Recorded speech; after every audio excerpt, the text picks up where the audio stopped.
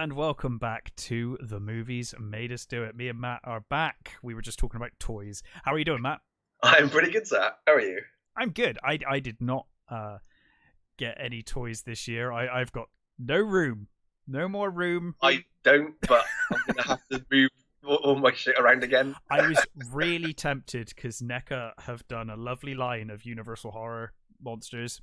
Oh, But I'm like, dude, if I get one, I will want all of You them. have to get all of them. I literally haven't got room. There is so No. much goddamn stuff in this room now. Like, I say that. I've actually pared a lot of things down. There's a lot in here in this office, but it's like nicely displayed and spaced now, and I don't want to mess that up by adding more. So I'm trying to resist.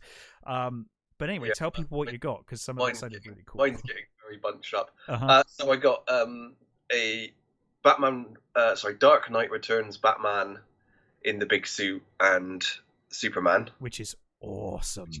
Cool. I got the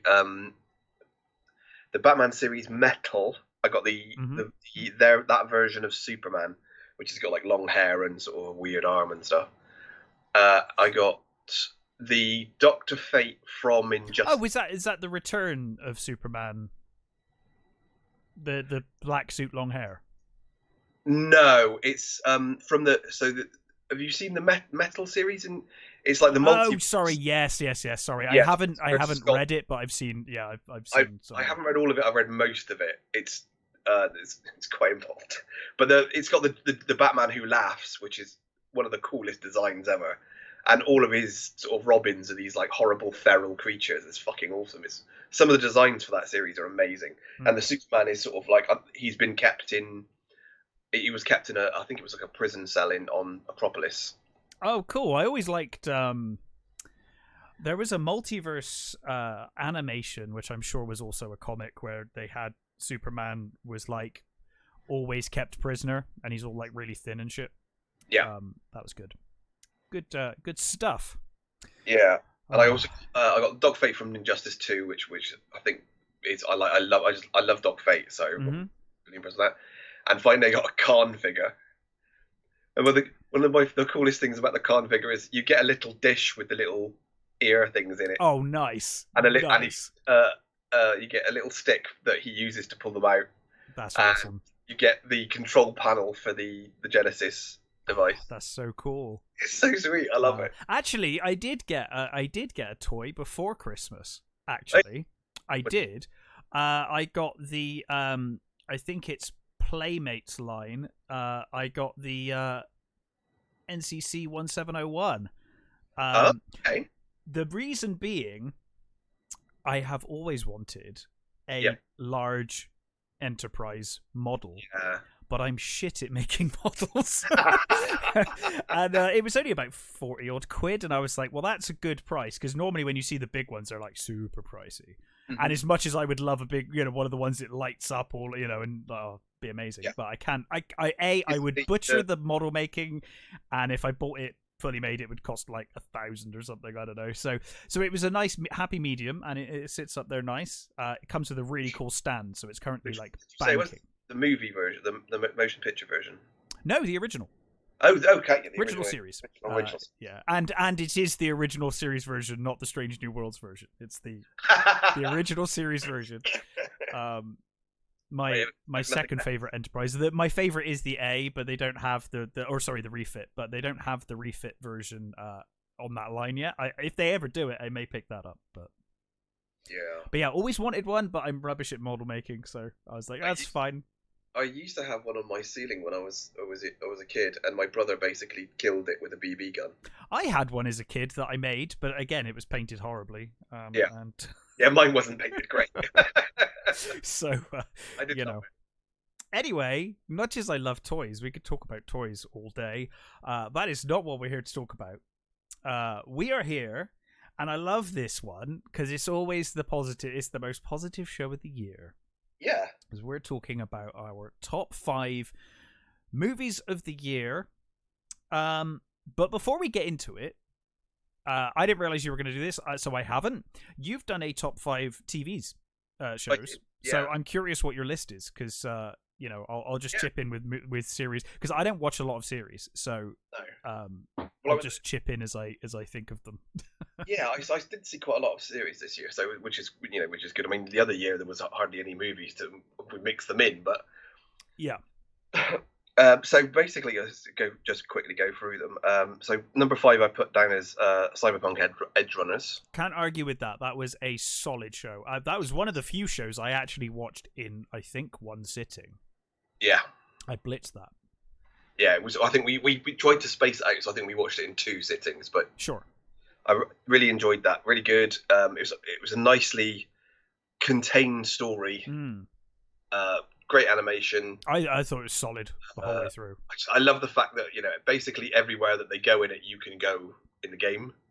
Yeah, the continuity between the game and that show was incredible. Yeah, I think really more than anything else, I maybe naively went into that not expecting an awful lot in terms of plot or story. No, I loved the characters. I loved the story. It's not just a good tie-in to Cyberpunk. It is a great anime show. Even if you're not into the game, I honestly recommend Edge Runners as just a fantastic show. Yeah, it's great, and I love the way it moved on, the way the character. You saw their experience, how their experiences had altered them, and especially with the main character, he goes through quite a lot in that series. He does, and you see the kind of the scars of. And I think that's if they do more series, I'd like them. I'd like that different stories from different characters, different people. Yeah, I think that would, just different aspects of Night City. I think would be really really cool. Yeah.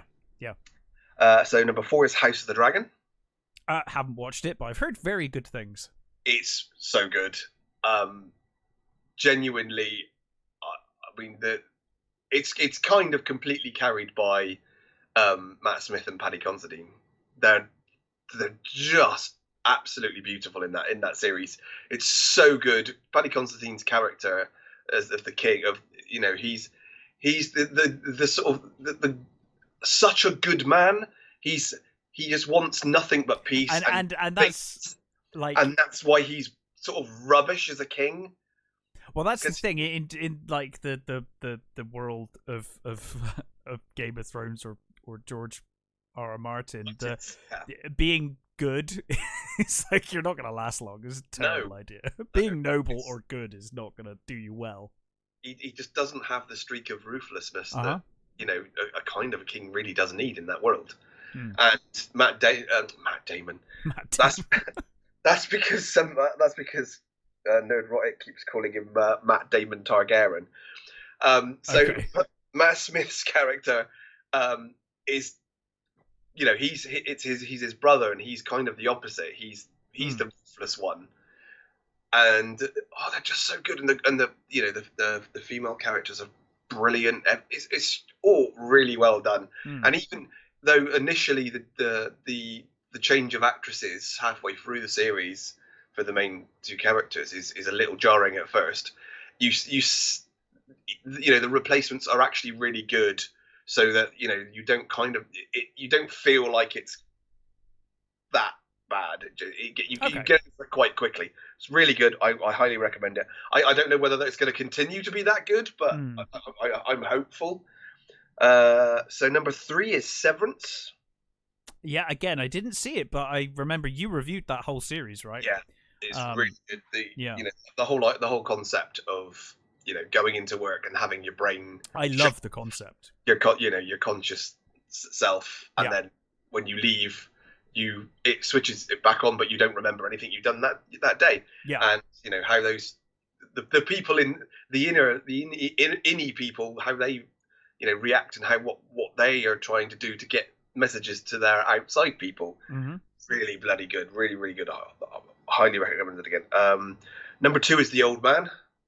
Yeah, again, I've heard very good things from you as well. I think, did you review the whole show, or you reviewed part of it? I don't remember whether I reviewed all of it. I think I might have probably did.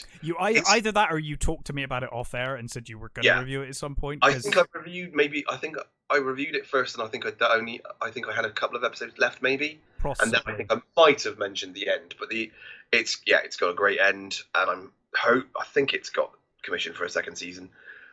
I mean, it's Jeff Bridges, John Lithgow. I mean, those two alone. Yeah, I mean that's pretty impressive. And I can't remember the actress's name who plays his. I nearly let something slip there. The actress who plays the John Lithgow's second is amazing. It's just a really well done spy thriller. It genuinely reminded me of early seasons of Homeland. Oh, nice, because that was a show that started off really well. The first, I don't know, mate. Let's be generous and say 3 seasons of Homeland are fucking good. It got deteriorated as it went on, but those first sort of at least 2 seasons are amazing. And number 1 is 1883. Nice. A show I have not watched, but I keep seeing trailers for it, and it looks amazing. It is. It was so good. I haven't. So the first 2 episodes of 1920.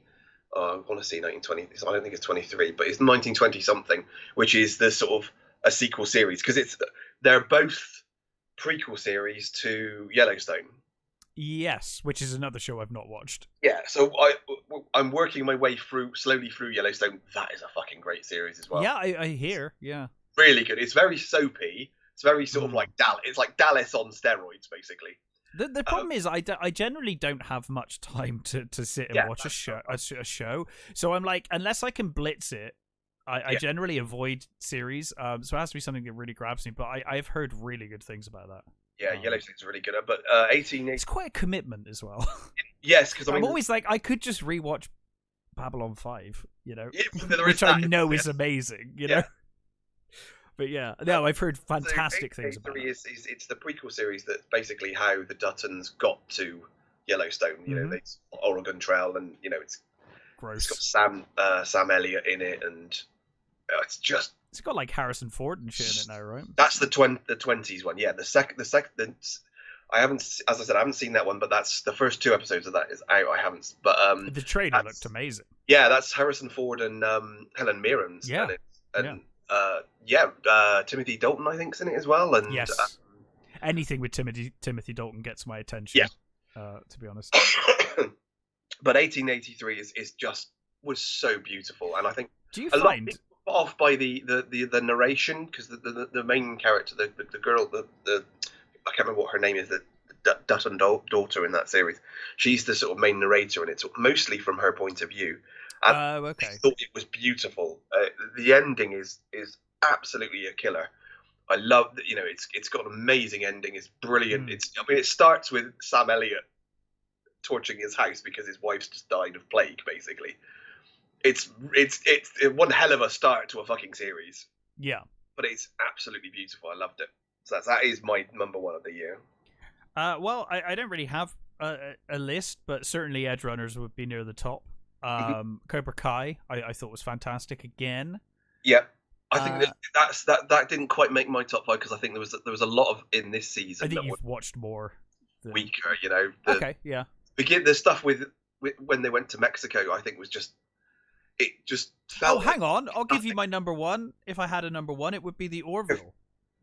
There you go. That came out this year. The Orville. Yep. That was fantastic. I still have to catch up on the Orville. New Orville is a step up again. I think that's a rare show that's got better every season, which is rare. Because it's taken on a more serious tone now, hasn't it? It's still silly at times, but I think it's far less jokey now. Yeah, far less. In fact, I've been thinking about that, and I was like, after I watched New Horizons, I was like, oh, I might go back and rewatch it from the start. And I was like, oh, do you know, I don't know if I could go back and watch season 1 now, because it's so jokey, and like I remember a lot of the jokes in it. And I'm like, oh, after going from this to that, I'm like, because there are still jokes. It's still got that edge, but it's certainly it's much closer to a next generation show now than than a parody of Next I Gen. think they obviously felt like they could get away with it. Maybe they felt they couldn't get away with it initially. Well, season 2, it has been going that way. Like season 2, I feel like at first they just didn't have. I almost wonder whether they lacked the confidence to do it. Yeah. And then season 2, you could see they started to be like a bit more. Actually, let's do some more serious themes in here. Let's make this a bit more. Well, I think I imagine the response to the series and how people were saying it's more like Star Trek than any Star Trek doing right now. Yeah. And I'm pure speculation, but I would just like to think that maybe they thought, hang on a minute, we can totally do this. We can actually make it more like Star Trek. If they're not doing it, why don't we do it? You know? Well, that's kind of the way I feel about like Mission Impossible. You know, where like Bond went super serious, and then Mission Impossible were like, well, we could just do like silly Bond stuff. Yeah. And you know, with the gadgets and go, you know, really embrace all of that silliness. And it worked really well for them. And I think, maybe it's the same here, where they were like, well, actually, there is an opening for a really good Star Trek show. Yeah. Which is what season 3 is. New Horizons is very much a really fun Star Trek-like show. It's great. So that would be my number 1. Midnight Club I enjoyed a lot. I think I enjoyed it more than you did. Yeah, you did, but I still think it was a good series. It was definitely worth the watch. Sadly, that got cancelled because I think they were going to do it a second season. It felt like there was going to be another season, but at the same time, they are all terminal, and I was like, how much more can we do? I actually think it had a nice ending. I do as well. I actually think it even though there are so many questions at the end of it, was like, you didn't answer any of these fucking questions. No. I'm really annoyed about that. But, you know, I guess it's just one of those things that you're never going to get. Doesn't seem like it, does it? No. But anyway, on to movies. 20 minutes into our top 5 movies of the year. Do you want to kick us off? Sure. So my number 5 is... I'm going to be a bit of a cheat and fudge it. Oh. So my number 5 is X/Pearl. Now, technically, somebody gave me a copy of Pearl, and I didn't realise that it's actually not available in this country yet. So, I thought you went to America and watched it. No. Nope.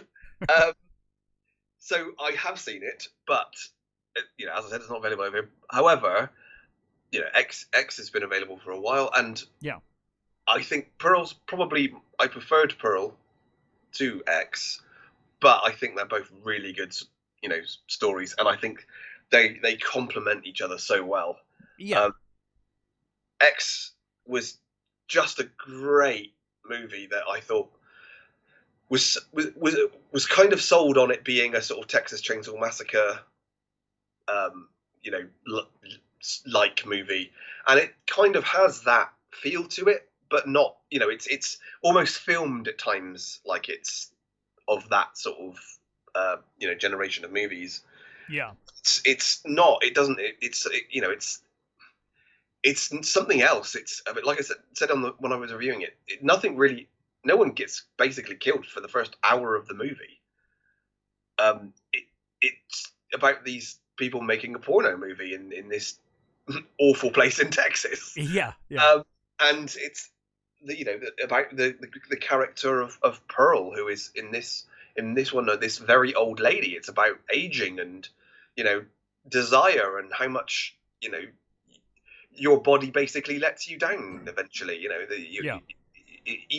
the will is there, but the body no longer supports it. It's a really great movie. I mean, Maya Goth is, as I said I think a couple of weeks ago, Maya Goth is my new favorite scream queen. She is amazing. Yeah. Actually, they just dropped a trailer for Infinity Pool, which she's in, which looks really fucking good. I'm really looking forward to that one. Yeah. But Pearl is, you know, it's the prequel. It's set, you know, many years earlier, and it shows you her sort of her descent into madness, if you like. As I said before, it seems it's been described as Joker for a woman. Okay. So, and I was like, I don't like that thing, but if you want to be, you know, you basic, don't like. I sure. mean, I enjoyed Joker, so. Oh no, I think it was. You don't like the analogy. I don't like the analogy. Okay. Yeah, but if you want an easy description, yes. Sure. Yeah, I'm sure. Yeah, I mean, often analogies is like, well, it's more complicated than just that. It's not simply a female version of the Joker. Yeah, I get where you're coming from. Yeah, her my God's performance was just amazing in Pearl, and as I said, the Pearl just slightly better for me than X, but I really enjoyed. You know, what I like about these movies is they're not going to be for everyone, because I think they're, you know, it's not, X isn't a standard slasher movie, and Pearl isn't your standard horror movie either. It's a more of a, I guess, a psychological thriller sort of one. Maybe not psychological thriller, but it's you know, it's more about the descent into madness and what she does. It's the interactions between her and her mother are amazing in that movie, and so X Pearl. Mm-hmm. X Pearl is your number 5. My number 5. Speaking of movies that may not be out in this country yet, I'm not sure if it is or not. Okay. But fuck off, because I'm blatantly buying like a 4K Blu-ray of it when it comes out anyway. So whatever. Shin Ultraman. Yeah. I mean, obviously, you know, it's a Japanese Ultraman movie, made by some of the people who were involved with Shin Godzilla, and basically follows the it's like invasion of giant kaiju, the formation of the SSSP, who are basically there to combat the threat of the kaiju, and then the appearance of Ultraman. This is very different to the tone of Shin Godzilla, in the same way that Shin Godzilla was very much a love letter to the first 1954 Godzilla. This is an absolute love letter to the original Ultraman and Ultra Q. It's just glorious. It is an absolute love letter.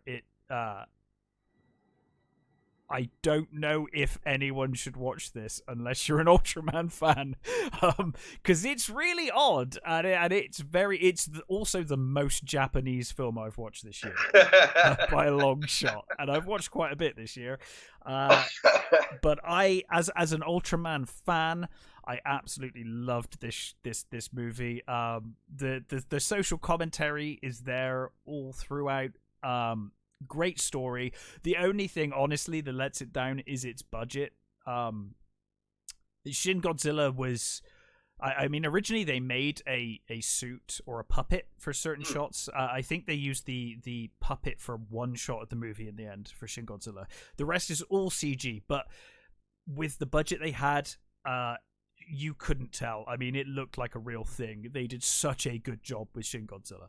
Here, you can tell the budget is less, and all of the fights are CG, and some of them, certainly towards certain parts of the movie, do not look so good. They look kind of cheap. But having said that, for the most part, it looks fantastic. The story's great. I love the social commentary, and I absolutely adore just this pure, unadulterated love letter to original Ultraman and Ultra Q.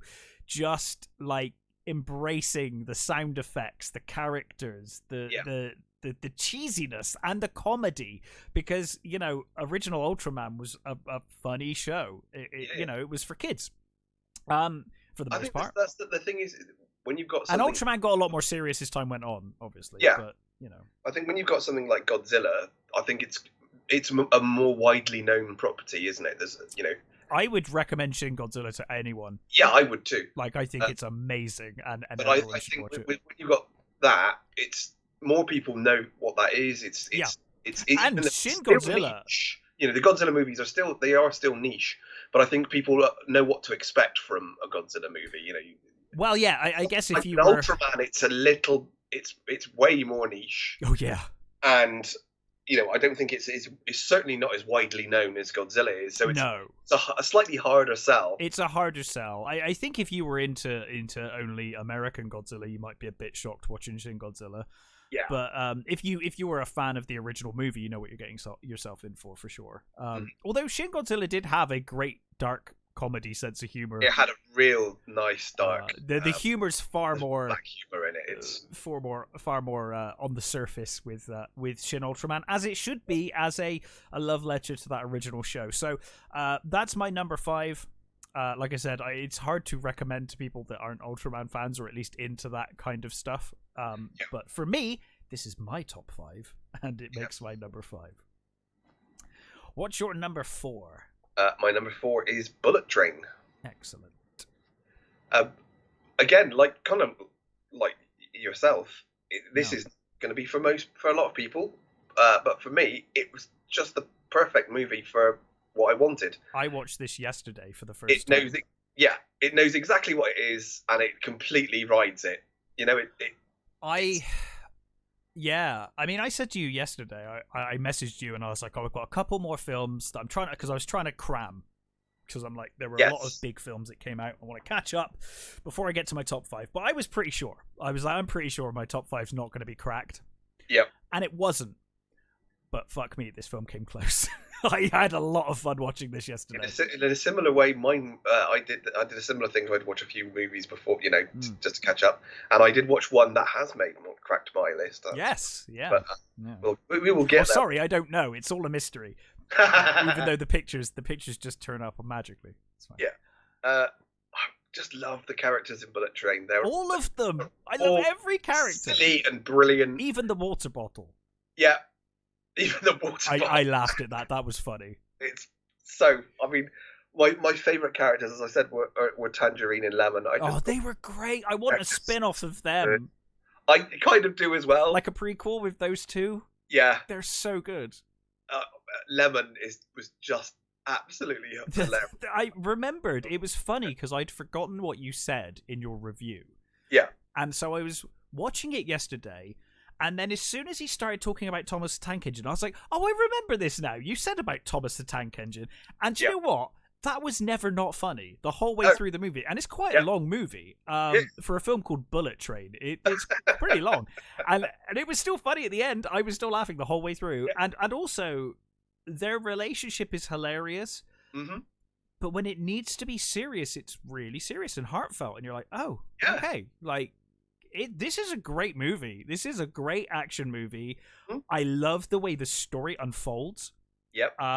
You don't get an awful lot at first, and it all comes together so nicely by the end. And it has a genuine, sort of Tarantino.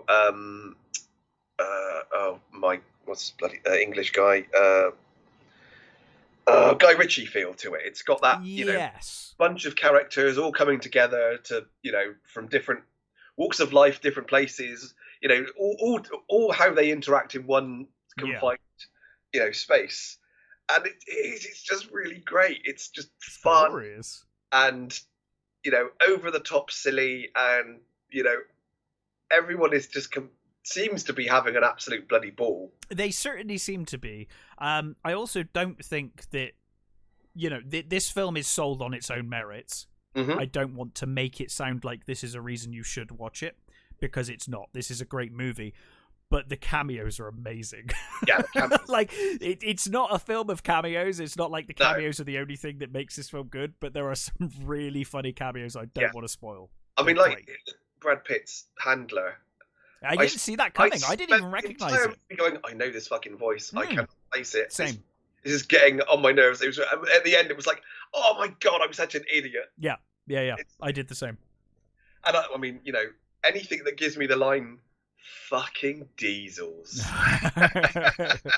I had so much fun watching this movie. Yeah, it was almost my number 5. Almost. It's really fun. Really, really good. Yeah. So we're aside from one film, we're almost synchronizing. Okay. My number 4, I think, is your number 3. Okay. Is it? What's your number 4? My number 4 was Bullet Train. Oh, so we're on 3 anyway. Okay, yeah. So my number 4. Yep. And I believe your number 3. Yes. Top Gun Maverick. Yes. This movie had no right to be anywhere near as good as it was. honestly, part of me didn't really want to believe that it was that good. Me either. Well, I mean, I watched it day one. I was like, right, my dad's a huge Top Gun fan. Yeah. I love the original movie for what it is. I like the original movie. I'm not the biggest a fan of it, but I think it's a good movie. I do like it. I feel like I was, and then I had like a club night and a radio show around it, and it all just, do you know what I mean? It kind of sours after a while. I'm really bored of fucking Top Gun. So many people keep coming people up. just see me as the Top Gun guy, and it's like, it's a bit much. Honestly, I was not expecting a better film than Top Gun. That's the thing that shocked me the most. This is a better film than the original by quite a long margin. Yep. The love story in this film, bare bones as it is, makes so much more sense and is so much better handled than in Top Gun. And Jesus Christ, God, Jennifer Connelly as well. It's like, she's painting somewhere. She's getting more attractive with age. I don't know. Or is she just genuinely a vampire? What is going on? Well, she's aging. She's somehow getting more attractive with age. Still looks absolutely stunning. Yeah, she's incredible. But what else is incredible in this film is just the cinematography. To decide to actually find actors or pilots and to, make them actors that are willing to do this and actually be up in the jets. Now, they weren't flying the jets, obviously. I mean, I think Tom Cruise might have done a couple of times. But... I was going to say, there's a bit where he's in the end where he's flying I think it's a Mustang, isn't it? There's a Mustang, is it? There was a Thunderbolt. Anyway, he's. I don't know planes that well. He's flying that, and Jennifer Connelly's in the back. Yeah. And I think that's probably real. That's probably real. I mean, he is a pilot, right? He does have a pilot license, and he can fly a jet. But there is something.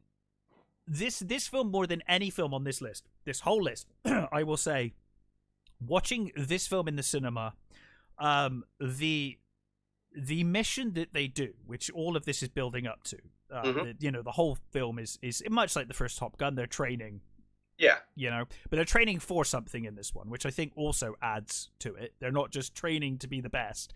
They have a specific mission that they are training to because they're already the best. That's the thing about the pilots have been chosen because they're literally the best. It's like the best of Top Gun. It's the best of the best to do this mission specifically. And when they actually perform the mission, and I don't mean the silly bit after, which is great. Yeah. They kind of jumped the shark, but by that point I will allow it because it's. I was going to say when they got to that bit, I was like, when they got to the do we? It's been out a while. When they get to the bit where he's downed, I thought, fucking hell, that's brave. Now send in the SEALs, and that's the end of the movie. And then it carries on, and I'm like, oh, okay, I'm not so sure about this. But then my brain certainly did. It just went, I'll just go with it. Yeah, I did. I was, when it got to the point that they were stealing the Tomcat. Yeah, I was like, this. And the thing is when they do that, my brain went, oh god, this was obvious the moment. Yeah, it was. They've got Tomcats in that hangar room. Yeah. And you just think, oh, it's so goddamn stupid. Yeah. But by that point, it had built up so much goodwill that I was like, do you know what? I'm having a blast. Yeah. But prior to that trench run, honestly, was the most tense piece of cinema I have seen all year. I was on the edge of my seat. Agreed. And I genuinely thought that Maverick might die in those. Yeah, scenes. I did as well. It sets it up well enough that I was convinced actually he might die, or at least some of these characters might die. Yeah. And seeing actors, obviously in the back of jets, not in the front, they're not flying it, but they are taking those G-forces. Yeah. And it feels so visceral when you're watching it and you're seeing them actually do these maneuvers. It just had a profound effect in the cinema. I was like edge of my seat. I was so tense. I was like, my god, this is the most tense thing I've watched in a long time. It's so beautifully done, isn't it? It's incredible. Amazing. Do you know one of the weird things for me was, so as I said, I'm not the massivest of fans of Top Gun, but so I thought, fuck it, I've got to watch this movie, before the end of the year. I thought I'll watch it. So I sat down, I put it on, and weirdly, when the tune starts up, with the bell sort of noise, Yeah. I sort of went, okay. I've actually got more nostalgia for this than I thought. Sure. That's really weird. Yeah. The soundtrack on this movie is fucking amazing. Well, the soundtrack of the original is iconic. I mean, I based an entire club night around it. Yeah, of course. But the soundtrack to this one is great. Even the Lady Gaga song at the end, I was like, this is good. Like, it's a really good soundtrack. It is really good. Yeah. And I thought, oh, okay. And it kind of sort of settled me in. And then and you get all the stupid cliches. Dude. He's he's still a brick. He's not been promoted. It's a fucking Top Gun movie. Exactly. It's fine. It's still and that's something we should say, right? We're heaping praise on this movie, but bear in mind when you go to see it or you watch it, it is a Top Gun movie. Yeah. It's gonna be a Top Gun movie. You're not expecting Shakespeare here.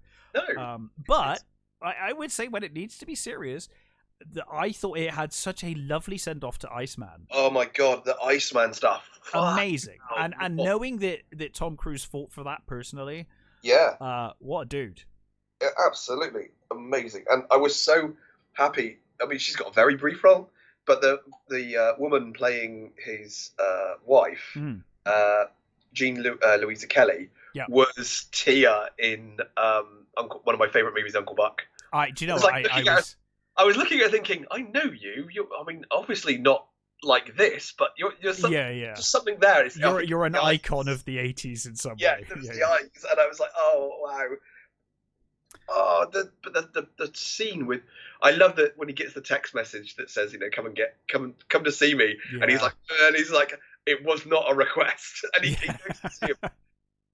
Yeah, it's just, I mean, at its core, it's a very silly movie. Of course it is. It's Top Gun.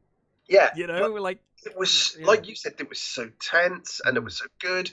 And fucking Miles Teller. I mean, they did a bang up job of making him look like Goose. Yeah. Well, I guess giving him a mustache. Yeah, and the hair and just the sort of, the general demeanor and everything was really so good. I honestly didn't. When I sat down and watched it, I just thought this is not going to make my top 5. Just totally is not going to. And after watching it, I was like, fuck me, that movie is fucking good. It's great. It's great fun. And honestly, I'm as surprised as you are that this made my top 5. I thought, like, I'll go watch it with my dad, I'll have a good time, and I'll probably never think about it again. Mm-hmm. And at the end of the year, I was like, that has to be in there. It's really good. Those rare beasts of better than the original. Well, I certainly think it is. No, I think it's a better movie. I will die on that hill. I think it's a better written and executed film than Top Gun. Now, obviously, in terms of execution, it's probably made a bit easier by technology and the size of cameras now. So granted that. But story-wise, I think the plot's better. Yeah, it is. It has a better focus. It's more focused. The love story is better. Yep. And Maverick is it stretches credibility due to his age. Yeah. But it's very clear through the movie he is the best pilot they've got. Yep. And it is like, well, and there is a Top Gun movie.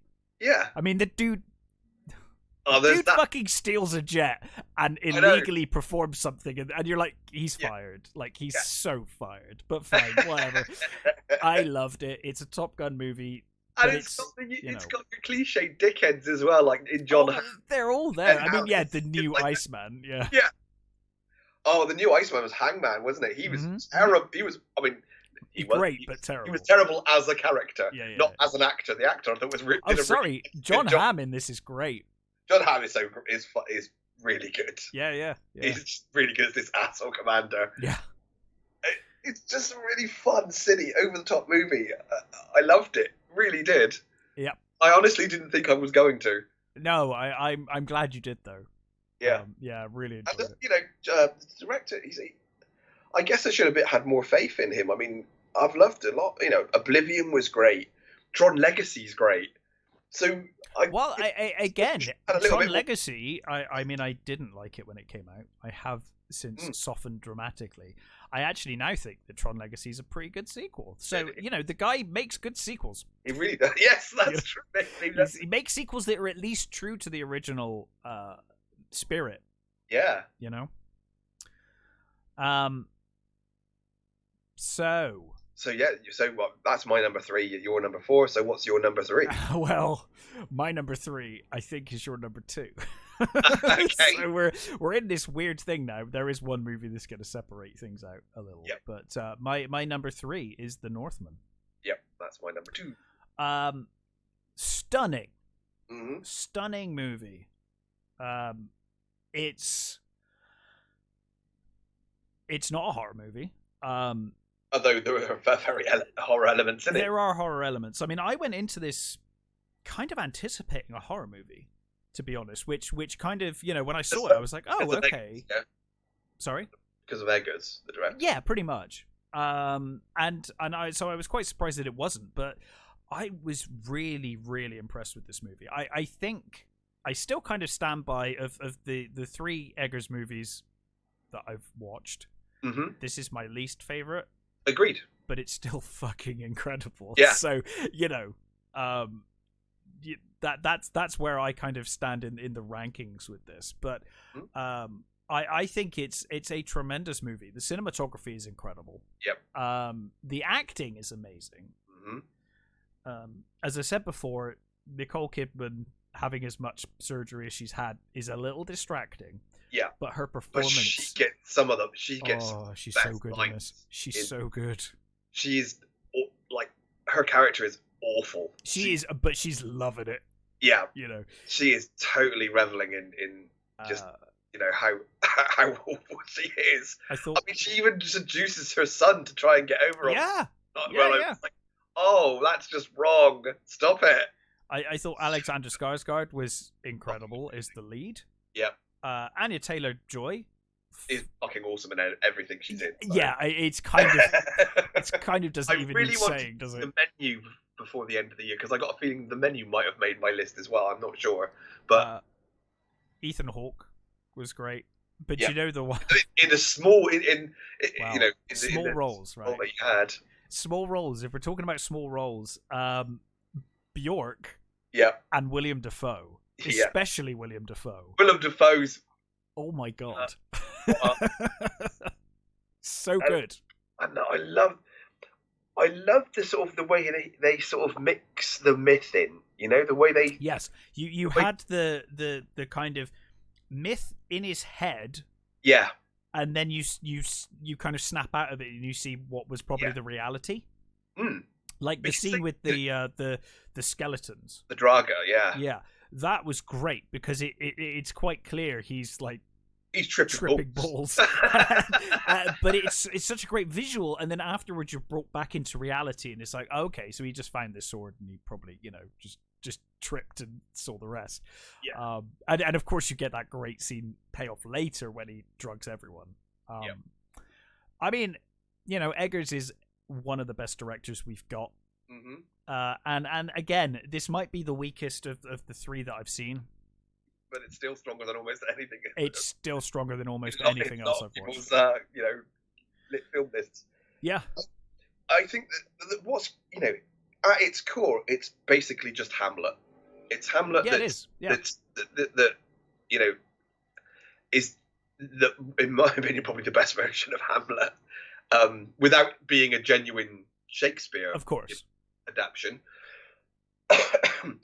And it's, again, it's going to be one of those movies that isn't for everyone. It's not, because I think a lot of it was sold on it being a Conan the Barbarian-like movie. And and if you were going in I can see that where you would get that, but the trailers didn't help. No. Marketing, again. A lot of films that people dislike come down to marketing. Mm-hmm. Like you were missold. Yeah. And then that we've seen that more and more in recent years. I think it's because when certain movies like this, or something like the one that we always go back to was Drive. Drive was that was the first really egregious I think one that I remember. Genuinely didn't know how to market it. Mm. How do you mass appeal this? Well, I would say the reality is Drive is not a film that should have mass appeal. No, it's not a mass appeal movie. But it's a weird conundrum, isn't it? Because the job of your marketing department is to get it as wide an audience as possible. You want bums on seats, don't you? but I do feel like sometimes that's probably going to affect the review scores because people are going in expecting one thing and get something very different. Yeah. And I can see that. If you wanted Conan, yeah, I can see why you didn't like it. Yeah. But in the same way, though, I wanted a horror movie, and I didn't get that. But I came away with an amazing movie anyway. Yeah, I can still appreciate what it is, even though it's not what I expected. Truly beautiful and stunning imagery. I mean, the thing with the family tree that keeps popping up is amazing. The Valkyrie scenes, just just beautiful. Yeah, like I said, Anya Taylor-Joy, even her part in this, it's not a big part, but she gets to do so much with very little. You know what I mean? It's everybody's making the most of what they've got. Claes Bang as the bad guy is. I think they also do a lot with very little dialogue. Yeah, it because some of his previous movies have been kind of quite dialogue heavy. Coming into this is like that. You've got a mainly silent protagonist for a lot of the certainly the first half of the movie. Yeah, I adore this movie. Yeah, me too. Yeah. Honestly, I didn't think it would. After I watched it, I thought that's going to be my number one this year. Well, funny enough, I did that, and then the next movie happened, and then the next movie happened, and every time I was like, "This is my film of the year," and then something else came out. This year has been fantastic for film. I'm just going to throw it out there. I want to say it's. The movies that are good have been few and far between, I think. They've been phenomenal. But the ones that have been good have been really good. That's the thing. It's been quality over quantity in terms of good films. There's not been many good films, but the ones that have been are like top 10 material, all of them. Yeah. They're great. Which by definition means there have only been 10. There may be more than that, but you know what I mean. So that was your number 2, right? That was my number 2. Okay, so my number 2, the you know what it's going to be anyway. Almost it was so close to being number 1, so close. But for reasons we will get into that are obvious to everyone listening to this podcast, it's not my number 1. My number 2 movie is Men. Yep. Because that number 1 spot is not going to any other film, no matter how hard I try. This is a British folk horror movie from Alex Garland. I am a big fan of Ex Machina. I'm an even bigger fan of Annihilation. And I love this movie. This is probably the wokest movie I've seen this year. But again, much like The Orville, when it comes to, I've always said I don't think woke is a bad thing. It depends on your definition of woke, right? No, I think it's what woke's become. The original definition of basically what woke meant was inherently good, right? Yeah, it's inherently a good thing, but it's become tainted. It's become I think bad storytelling is what people are generally arguing against, right? Yeah.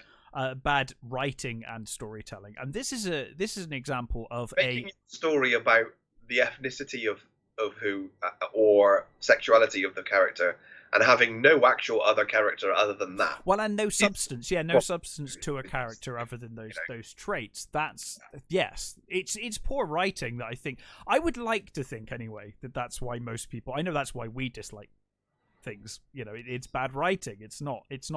Woke is inherently a good thing, and this film for me absolutely proves it in the same way that The Orville season 3 actually does the same. This is incredibly well directed, incredibly well written, and incredibly well acted, and very woke. in the best way possible. So I mean this effectively stars Jessie Buckley. She's a recently widowed woman. Her ex-husband either fell or committed suicide out of a window, and she saw everything. So she's very disturbed by this, obviously, and she travels to a remote countryside village to kind of get away from everything, get away from the city, and you know, come to terms with what she's seen and what she's experienced. And obviously she's experienced some awful things even before the suicide, so she's got a lot to process. But while in the countryside there, she basically meets a bunch of really weird men, all of which are portrayed by Rory Kinnear, who is unbelievable in this film. I mean, I like Rory Kinnear anyway. Rory Kinnear's a great actor. But he literally plays, I mean, other than the X in this film, he plays every man, I think. I think so. I'm pretty sure he plays every single man in this movie. And he is amazing in every single role. He is amazing.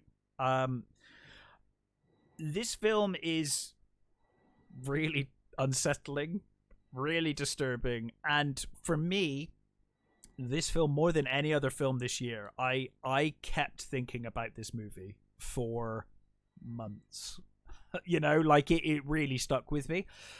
Which for me is why it almost made my number one spot, because I think of all films that I've seen this year, it kept coming back to me, and I kept thinking about it. That's what great cinema should do. Yeah, absolutely. I kept theorizing on what this could mean, or what could that mean, because it's full of symbolism. It's full of that, and it's got all of the horror you want. Some really, really gross out horror in places. I said I haven't seen it yet, but I have heard about. Yeah, I mean the end gets birthing very scene, as it were. Yes, it gets.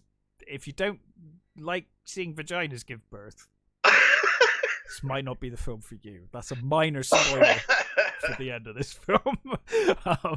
But honestly, this almost made my number one. It was so close.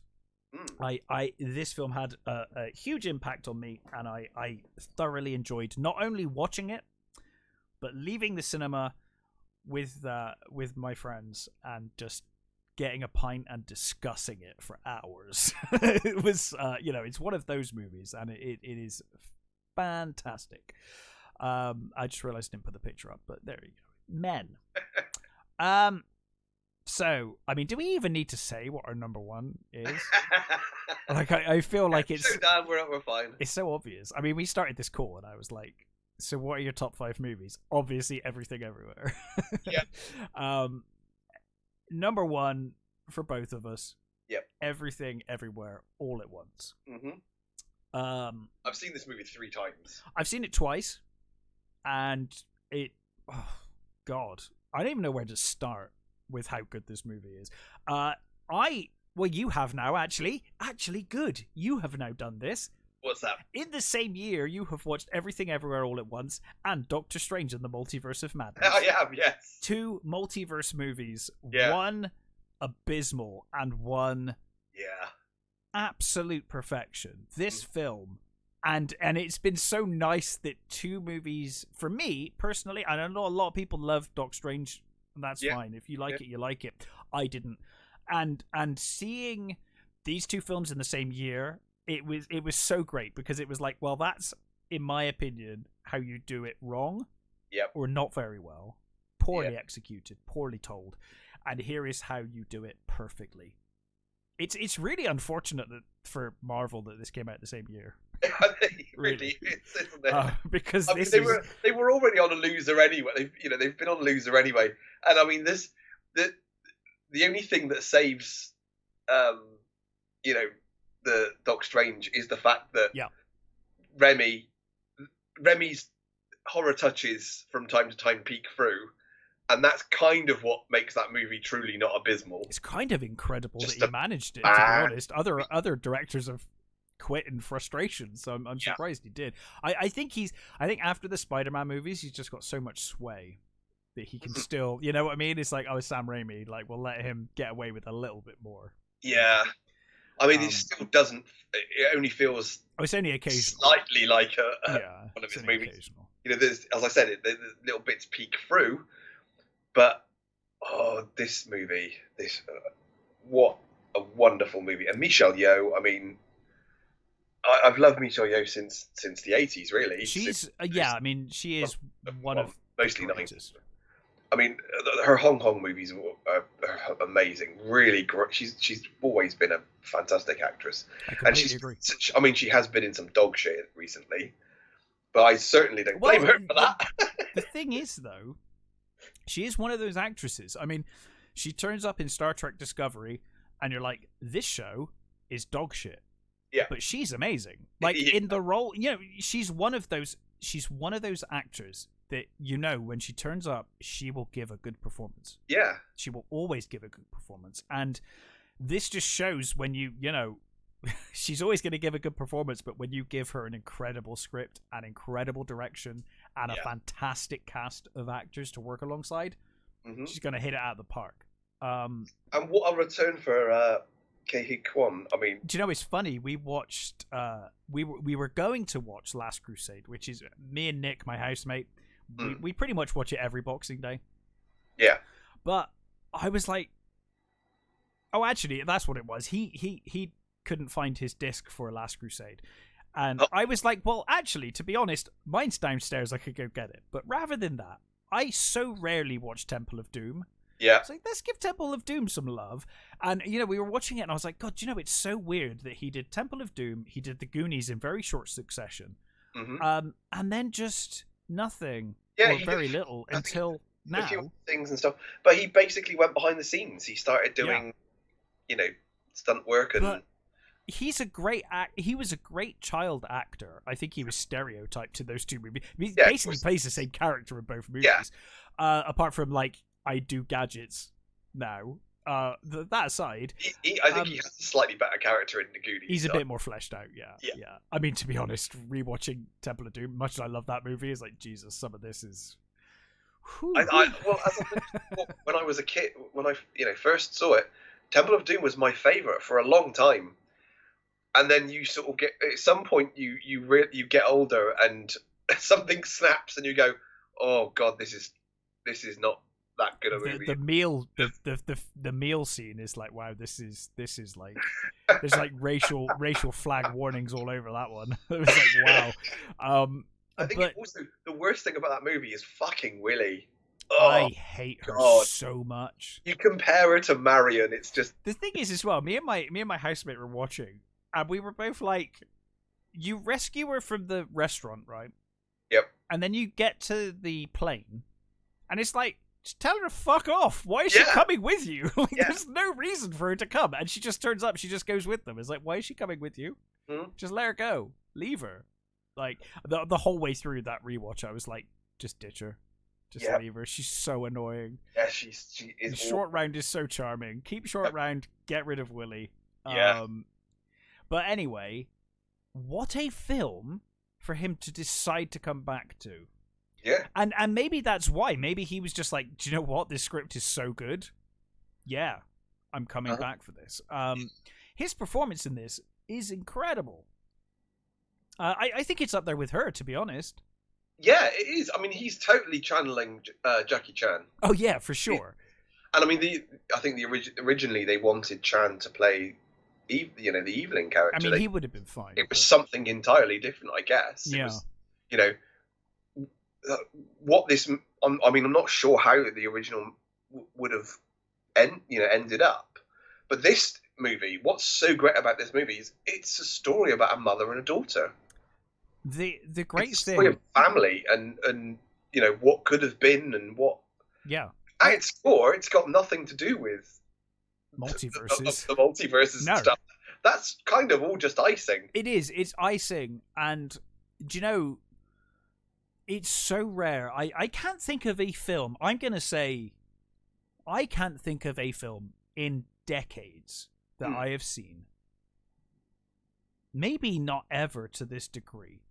That in one scene can make me laugh and well up. Yeah. In the space of the same scene. Yeah. Like, it's amazing. It runs the gambit of emotions and it does so in quick succession. Yeah. But you're right. The best thing about this movie is not the multiverse stuff. I mean, that's going to sell you your trailer. sausage fingers and stuff. It's fun.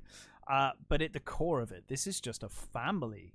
It's a story of a family, and it's amazingly well told and amazingly well acted. Like I said, I think Men had like such an impact on me this year in terms of my brain kind of overthinking everything that was going on in that movie. I saw The Northman like you. I was like, Northman, film of the year, done. We're done, guys. Moving on. That's my number one. And then Men, I was like, that's it, guys.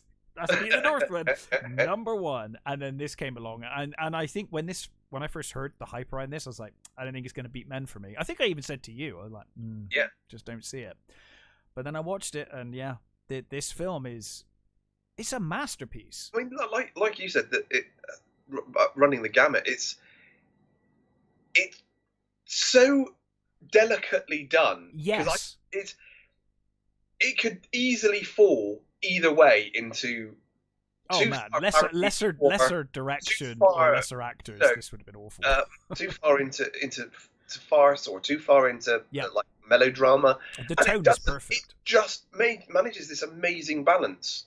And Stephanie Sue, who plays the daughter, there are just such beautiful little interactions between them. I mean, even one of my favourite scenes is just that before it all properly kicks off, when she's leaving and her mum follows her out, and you can see her wanting to tell her that, Oh, I love that scene so much. She wants to tell her, she wants to comfort her daughter, and then she just says her that she's too fat, and you just think, oh, it's just so crushing. It's such a mum thing, isn't it? Like it's so believable and so relatable. You're like, oh god, yeah, absolutely. And James Hong is wonderful. Mm-hmm.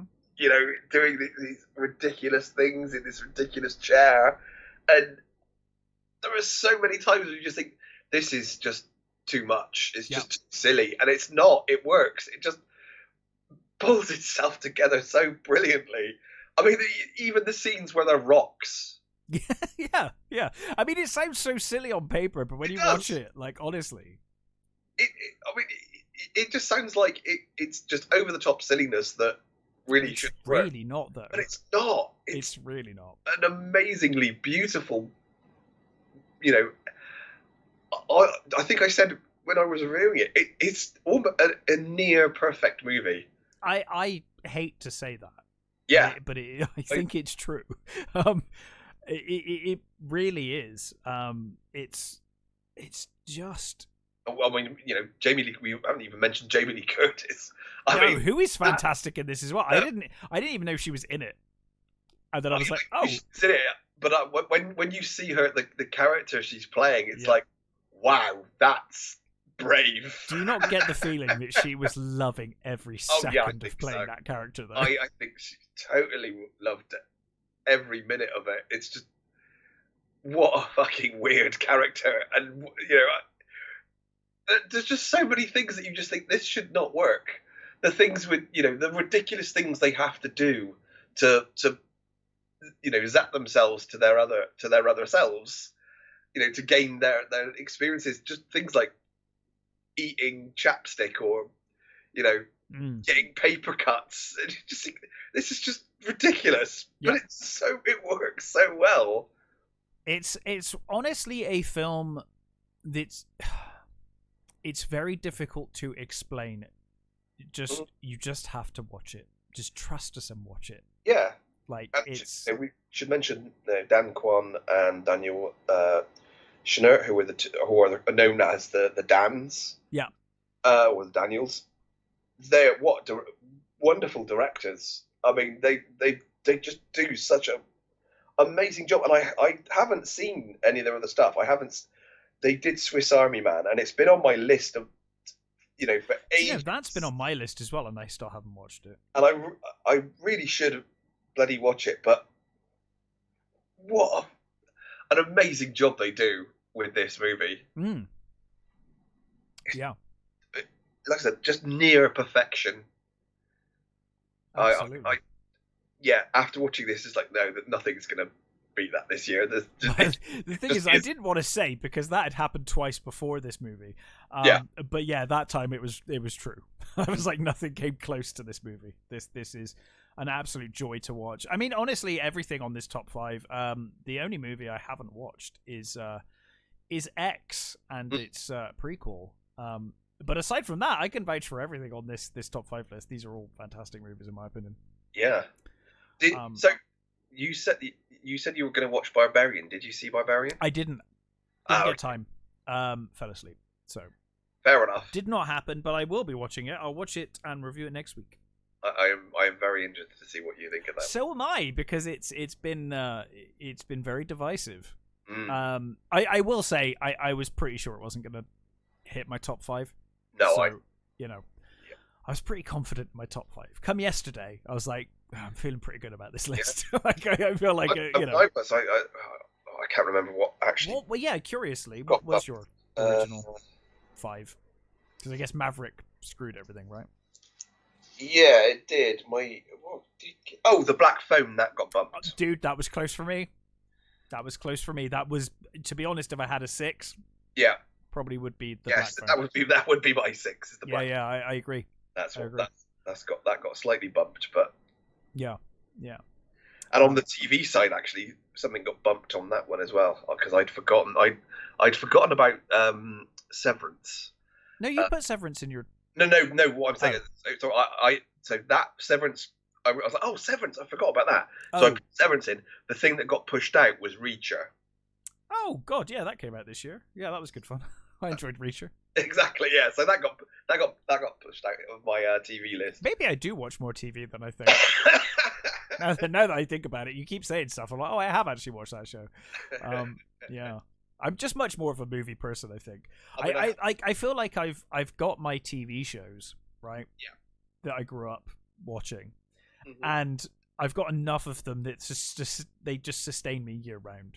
Yeah. So I find new movies, but like TV, I'm like, I'll just rewatch Buffy. It's fine. I'm gonna go back to Buffy at some point. Dude, season 1 is rough as fuck. After that, it's fine.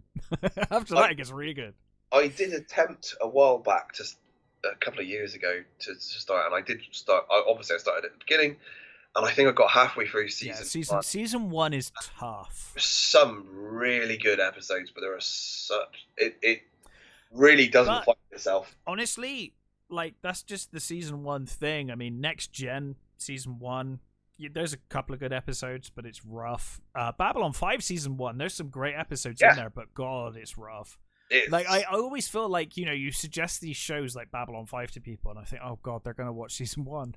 Yeah, it's like that. Like, no, I just want to can I give you a synopsis of season 1 and you start with season 2? Would that be okay? Yeah. So I think season 1 is difficult with a lot of shows these days. I feel like they've got better. Like they seem to be over that. Like they seem to start strong. But... I mean, when you think about like the original Star Trek, the first season. Actually, season 1 of Star Trek is fantastic. Amazing. And there's a lot of other stuff. Do you think though that season 1 of Star Trek, we're just devolving? We've done our top 5. We're devolving into Star Trek chat. Do you think though? Because I've often thought about this. I overthink these things. Yeah. Do you think that season 1 of the original series was only so strong because the pilot failed? Well, I think it's been said that that's probably true. Because I feel like rather than having a season 1 that kind of sucked and then they learned from it and improved in season 2, they kind of got all of their problems ironed out because the pilot failed, and then they were like, oh, actually, this is what we should do. And it all clicked. I think there's probably some truth in that. It feels like it. It feels like it to me. The kinks were ironed out. But no, I'm not saying every show has a bad season 1. No. I mean, Blake 7, fantastic from beginning to end. I don't know why I picked Blake. It was because we're talking sci-fi. I just pulled Blake 7 out of my ass, but fine. Doctor Who season 1's great. There's a lot of great first seasons, but a lot have stumbled over the years. But I feel like nowadays it's generally they're kind of together from the start, or they're awful forever. Yeah.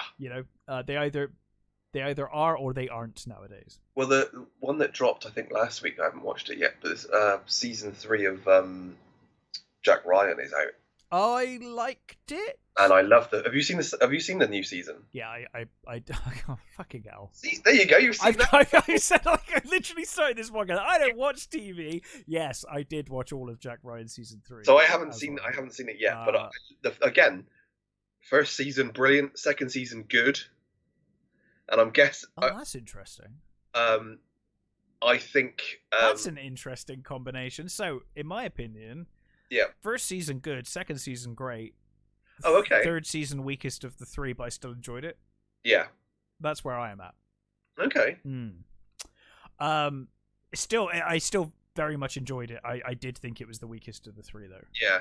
Well, my brother-in-law, he's seen the third season, and he said pretty much what you just said. It's still good, but it's not. Yeah, it's not bad. It's not bad by any stretch, but it's the weakest of the 3 for me. He said it was basically The Hunt for Red October. Vague.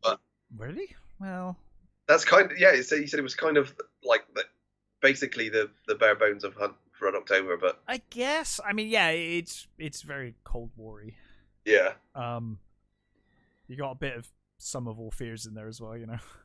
Oh, okay. The threat of nuke. Yeah. I really liked it. It's just not as good as the previous 2 seasons, in my opinion. I'll be curious to see what you think. I mean, maybe next week we should review it as a thing if you've had time to watch it by then. Hopefully, if I'll try and fit it in. Well, next week I will review Barbarian, that's for sure. Yeah. I was going to do Bullet Train next week, but we kind of did it. Yeah. Today. I wasn't sure. I was thinking it probably would make your top 5. The thing is, this sounds really silly, but I almost feel like Bullet Train might have knocked Shin Ultraman off, but the problem is I have this weird thing where I watch a new show or a film and I'm like, this is the best thing ever, and then like a couple of days later I'm like, well, it wasn't that great, was it, Durs? It was okay. You know, like when you've seen something good, it kind of is almost pushed to the top immediately because it's the new thing, and then you have to give it some time to settle. Yeah. So I feel like maybe Bullet Train would push Shin Ultraman off, but it needs more time to settle in my brain. But I loved Bullet Train. Really good movie. So I'm gonna wait and see with Barbarian. We'll do a review next week. It'll be fun because we can probably do spoilers by then as well, I think. Yeah. So yes, we will be back next week with our we will be back with our usual review stuff, and then we'll pick a movie a week after that. Yep. But until then, thank you for listening for 2022. Continue, please, giving us listens. And I guess Happy New Year. Happy New Year, absolutely. Yeah. I've had a great year this year. It's been a good year for me. So, it's not been a bad year, actually. It's been. Yeah.